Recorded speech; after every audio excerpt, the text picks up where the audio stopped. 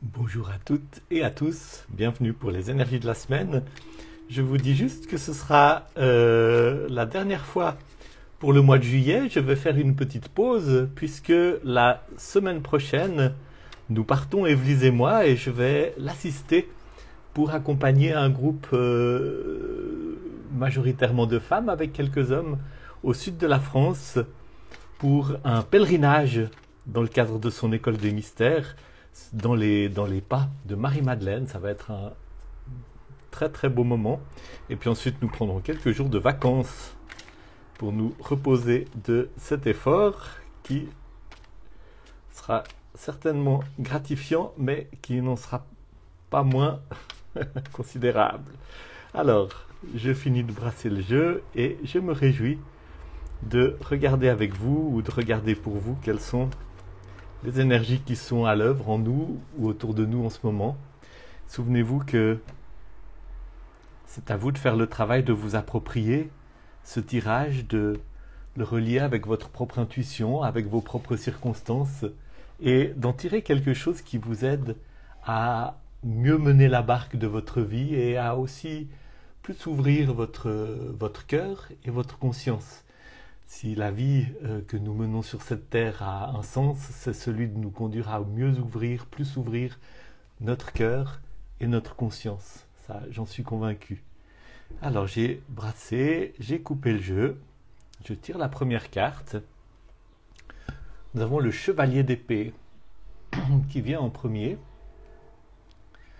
Le chevalier, c'est une énergie jeune, c'est une énergie vigoureuse. Et c'est l'énergie d'un chargé d'une mission. Le chevalier est au service du roi et il est en mission pour le roi. Il a un travail à accomplir, il a un message à apporter, il a une quête à mener.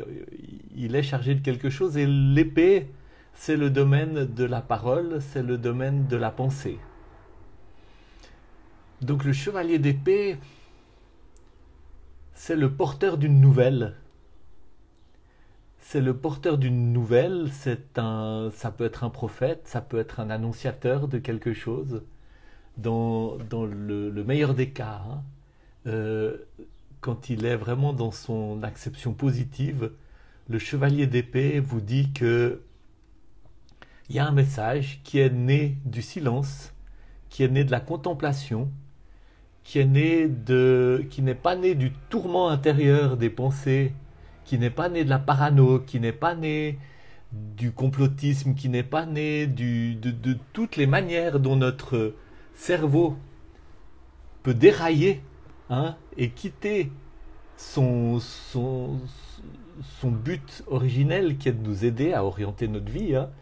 Toutes les manières dont notre cerveau peut se laisser piéger par l'excès de soucis, par l'aveuglement, par l'excès d'optimisme aussi, par toutes les, toutes les manières, tous les biais, qui peuvent venir tordre notre pensée et à partir de là créer aussi une parole qui est une parole qui trompe, qui est une parole qui embobine, qui est une parole qui inquiète, qui est une parole qui blesse, qui est une parole qui juge, etc. Donc, dans le meilleur des cas, le chevalier d'épée est celui qui est porteur d'une parole qui a sa source dans le cœur ouvert, dans la conscience ouverte et dans le silence.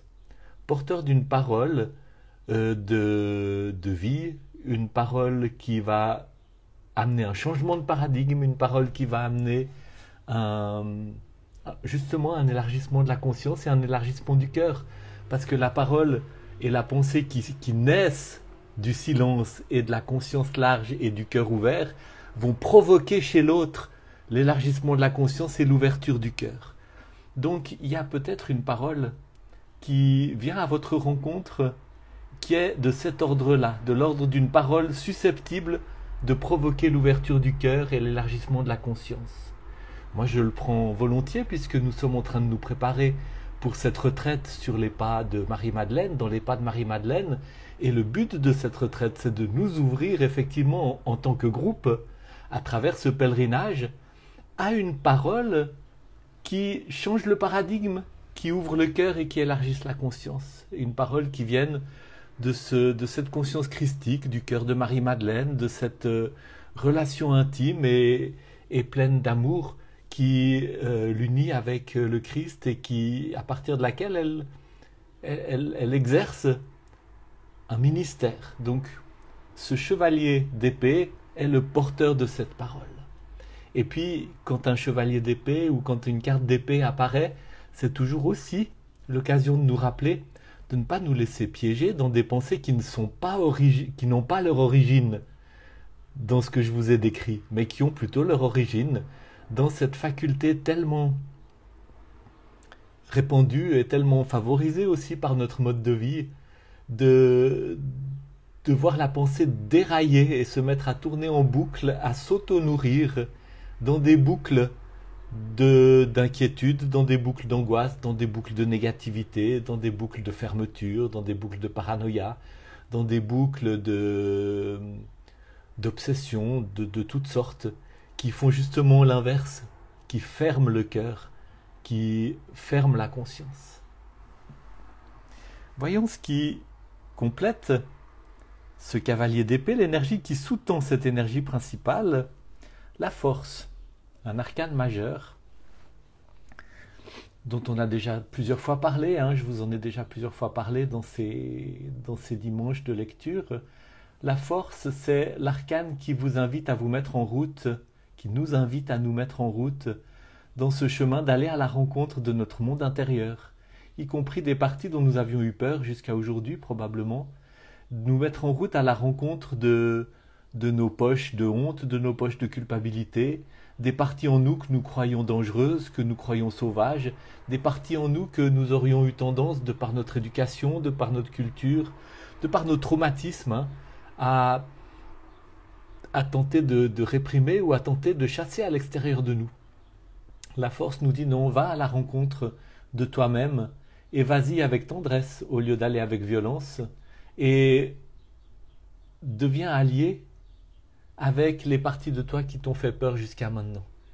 Découvre à l'intérieur de toi l'enfant blessé qui a besoin d'accueil, qui a besoin qu'on lui ouvre les bras, qui a besoin de tendresse et d'être rassuré pour ne plus avoir besoin de s'exprimer d'une manière qui fasse peur. Fais de la place. Ouvre le cœur tellement grand qu'il y a de la place pour que ces choses qui jusqu'à maintenant avaient tendance à déborder puissent trouver leur place, puissent s'apaiser, puissent se guérir, puissent être consolées.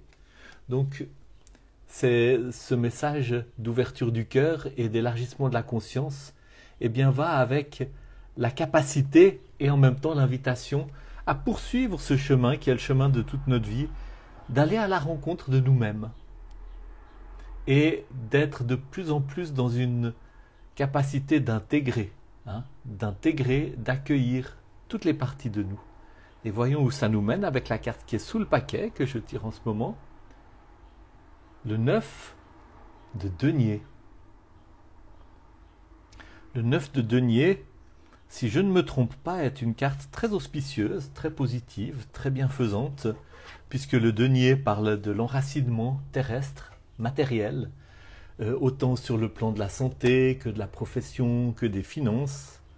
Et le matériel qui est toujours ce terrain dans lequel le spirituel va pouvoir se développer. Quand on est bien à l'aise dans cette dimension matérielle, ça donne tellement de place pour que le spirituel se développe. Je dirais même, il faut le matériel, comment dire, une idée qui est juste lancée comme ça d'une manière peut-être très très bien, très belle, etc. Ou une invitation spirituelle ou des choses comme ça, ne va pas aller très loin si elle n'a pas de jambes. Et des jambes, c'est des entreprises matérielles, c'est peut-être des business, c'est peut-être une édition d'un livre, c'est peut-être il va toujours y avoir un support matériel qui doit prospérer pour que ce qu'il supporte puisse se développer, se déployer. Le 9 de denier, moment de célébrer l'accomplissement par rapport à l'excellent travail réalisé, une une carte qui parle d'abondance et qui parle d'invitation à la générosité et à la joie. Si vous êtes à la fin d'un projet, hein, si vous travaillez depuis longtemps pour mettre en place un projet dans le domaine très matériel, faites attention aux détails, faites attention aux derniers détails, faites attention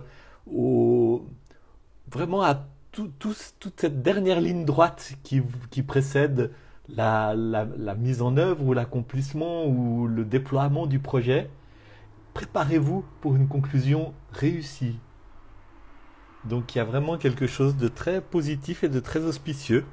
Et je trouve très joli qu'on ait dans ce tirage l'équilibre entre vraiment cette dimension du changement de paradigme, de l'ouverture, la parole et la pensée qui, au lieu de nourrir l'intellect, la froideur, la peur, la fermeture, la catégorisation, le jugement, l'intellect et la parole qui viennent susciter l'ouverture du cœur et l'élargissement de la conscience, qui viennent aider aussi à vivre ce travail d'aller à la rencontre de son monde intérieur et en même temps qui s'accompagne d'une dimension très matérielle, très concrète, couronnée de succès, qui complète tout cela. Donc je vous remercie beaucoup d'avoir écouté et je vous donne rendez-vous à mi-août, après ce pèlerinage et après ces quelques jours de vacances que nous aurons. Je me réjouis de vous retrouver pour reprendre ces lectures du dimanche. Vraiment, beaucoup de bonheur pour vous dans cet accomplissement et beaucoup de joie dans l'ouverture à cette parole qui ouvre le cœur et qui élargit la conscience. Posez-vous la question, où est-elle cette parole autour de moi? D'où vient-elle? Comment puis-je m'y ouvrir?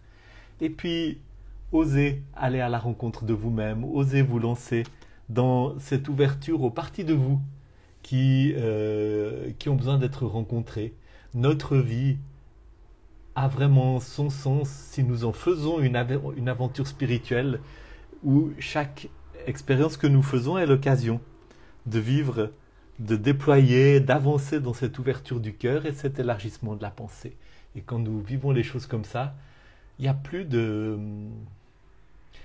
Même l'ennui, même l'échec, même les moments difficiles, même les périodes, y compris les longues périodes de difficulté, prennent leur sens.